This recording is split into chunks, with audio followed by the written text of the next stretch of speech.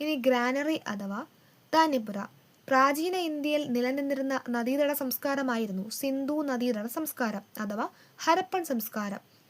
ഇവിടുത്തെ ഏറ്റവും പ്രധാന സവിശേഷതകളിൽ ഒന്നാണ് ധാന്യപ്പുര. അവ ഇഷ്ടിക കൊണ്ട് കെട്ടിയുണ്ടാക്കിയതായിരുന്നു. വിദൂര ഗ്രാമങ്ങളിൽ നിന്ന് ധാന്യങ്ങൾ കൊണ്ടുവന്ന് ഈ ധാന്യപ്പുരകളിൽ സൂക്ഷിച്ചു വെച്ചിരുന്നു. അടുത്ത് ഭക്ഷ്യവസ്തുക്കളുടെ കൈമാറ്റം. ആദിമ മനുഷ്യൻ ആവശ്യത്തിലധികം വന്ന ഭക്ഷ്യവസ്തുക്കൾ പിൻകാല ഉപയോഗത്തിനായി സൂക്ഷിച്ചു വയ്ക്കുക മാത്രമല്ല ചെയ്തിരുന്നത്. അധികം വന്ന ഭക്ഷ്യവസ്തുക്കൾ പിന്നീടുള്ള ഉപയോഗത്തിനായി സംഭരിക്കുക മാത്രമല്ല, അവ ആവശ്യക്കാർക്ക് കൈമാറ്റം നടത്തുകയും ചെയ്തിരുന്നു. തനിക്ക് ആവശ്യമുള്ള വസ്തുക്കൾ നേടുന്നതിനായി ഓരോരുത്തരും സംഭരിച്ചിരുന്ന വസ്തുക്കൾ മറ്റുള്ളവർക്ക് കൈമാറിയിരുന്നു. അതായത് ബാർട്ടർ സിസ്റ്റം. ഭക്ഷ്യവസ്തുക്കളുടെ കൈമാറ്റം ദക്ഷിണേന്ത്യയിൽ. ഏകദേശം 1500 വർഷങ്ങൾക്ക് മുമ്പ് ദക്ഷിണേന്ത്യയിൽ ഭക്ഷ്യവസ്തുക്കളുടെ കൈമാറ്റം നിലനിന്നിരുന്നതായി സംഘകാല കൃതികളിൽ സൂചിപ്പിച്ചിട്ടുണ്ട്.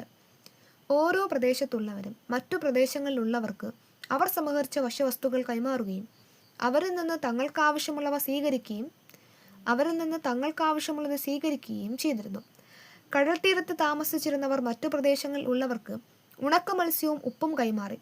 പകരം മറ്റുള്ളവരിൽ നിന്നും മറ്റു ഭക്ഷ്യവസ്തുക്കളും വനവിഭവങ്ങളും സ്വീകരിച്ചിരുന്നു. വനപ്രദേശങ്ങളിലുള്ളവർ ഇതര പ്രദേശങ്ങളിലുള്ളവർക്ക് വനവിഭവങ്ങൾ കൈമാറി.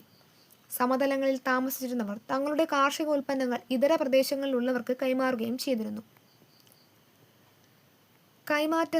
കൈമാറ്റ സമ്പ്രദായം അഥവാ ബാർട്ടർ സിസ്റ്റം.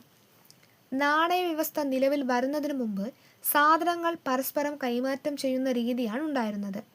ഈ കൈമാറ്റ രീതിയാണ് ബാർട്ടർ സമ്പ്രദായം എന്നറിയപ്പെടുന്നത്.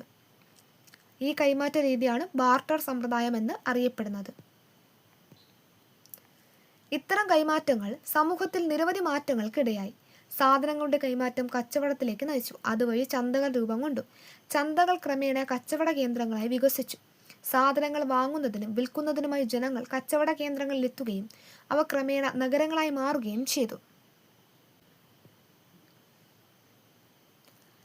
ഇതിനടുത്ത് ദേശങ്ങൾ കടന്നും ഭക്ഷ്യവസ്തുക്കളുടെ കൈമാറ്റം. ഭക്ഷ്യവസ്തുക്കളുടെ കൈമാറ്റം ഒരു പ്രദേശത്ത് മാത്രമായി ഒതുങ്ങി നിന്നിരുന്നില്ല. ദേശങ്ങൾ കടന്നും ഈ കൈമാറ്റം വ്യാപിച്ചിരുന്നു. പ്രാചീന കാലം മുതൽ തന്നെ നമ്മുടെ നാടിന് വിദൂര ദേശങ്ങളുമായി സാധനങ്ങളുടെ കൈമാറ്റം ഉണ്ടായിരുന്നു. റോമാക്കാർ, ചൈനക്കാർ, അറബികൾ, പേർഷ്യക്കാർ, ജൂതർ എന്നിവരുമായാണ് പ്രധാനമായും കൈമാറ്റം നിലനിന്നിരുന്നത്. ഇന്ത്യയിൽ നിന്നും മറ്റു ദേശങ്ങളിലേക്ക് പ്രധാനമായും കൈമാറ്റം ചെയ്യപ്പെട്ടത് കുരുമുളക്, ഏലം, ഇഞ്ചി, ഗ്രാമ്പൂ, കറുവപ്പട്ട തുടങ്ങിയ സുഗന്ധവ്യഞ്ജനങ്ങളായിരുന്നു. ഇവയിൽ വിദേശികൾക്ക് ഏറ്റവും പ്രിയപ്പെട്ടത് കറുത്ത പൊന്ന് എന്നറിയപ്പെടുന്ന കുരുമുളകായിരുന്നു. ഇനി ഇന്ത്യയിലെത്തിയ പോർച്ചുഗീസ് സഞ്ചാരിയായ വാസ്കോ ഡ ഗാമ തിരികെ യൂറോപ്പിലേക്ക് പോയപ്പോൾ യാത്രാ ചെലവിന്റെ 60 ഇരട്ടി വിലയുടെ ചരക്കുകൾ കൊണ്ടുപോയിരുന്നതായി ചരിത്രരേഖകളിൽ പറയുന്നു. കച്ചവടത്തിന്റെ വ്യാപനമാണ് പിൻകാലത്ത് വിദൂര ദേശങ്ങൾ തമ്മിലുള്ള ഭക്ഷ്യവസ്തുക്കളുടെ കൈമാറ്റത്തിലേക്ക് നയിച്ചത്. ഇത്തരം കൈമാറ്റങ്ങളുടെ ഫലമായി ഇന്ത്യയിൽ പ്രചാരത്തിൽ വന്ന ചില ഭക്ഷ്യവിഭവങ്ങളുടെ ചിത്രങ്ങളാണ് ചുവടെ നൽകിയിരിക്കുന്നത്. പേരയ്ക്ക, പപ്പായ, കൈതച്ചക്ക, കശുവണ്ടി, മരച്ചീനി, ഉരുളക്കിഴങ്ങ്.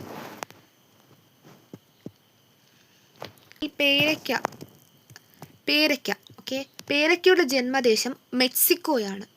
ഉഷ്ണമേഖലയിലെ ആപ്പിൾ എന്നറിയപ്പെടുന്നു. പോർച്ചുഗീസുകാരാണ് ഇന്ത്യയിൽ എത്തിച്ചത്. വിറ്റാമിൻ എ, ബി, സി തുടങ്ങിയവ അടങ്ങിയിട്ടുണ്ട്. ഭക്ഷ്യവിഭവങ്ങളുടെ കൈമാറ്റം ഇപ്പോഴും തുടരുന്നുണ്ട്.